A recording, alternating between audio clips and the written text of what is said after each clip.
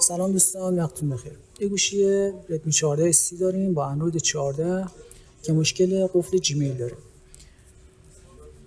امروز می‌خوایم قفل جیمیل این گوشی رو با استفاده از دانگل هوا برداریم. برای این مدل گوشی نیاز به یک فایل DA داریم که مخصوص خود گوشی باشه و به نرم افزار اضافه کنیم. این فایل DA رو من از پشتیبان تیم هوا تهیه کردم و برای من فرستادم.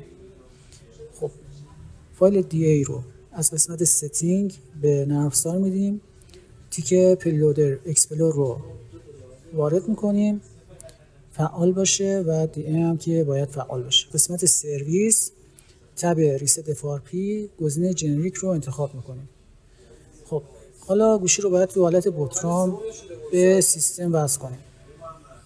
بلنباران نگه میداریم و کابل رو به گوشی وصل میکنیم. گوشی تو حالت بوترام به سیستم وصل میشه و بقیه کار رو دانگل هوا انجام میده.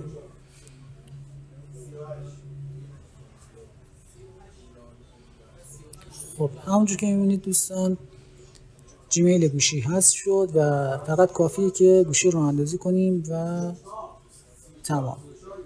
دوستان ممنون میشم با لایک و به اشتراک گذاشتن این پست از پیج من حمایت کنید.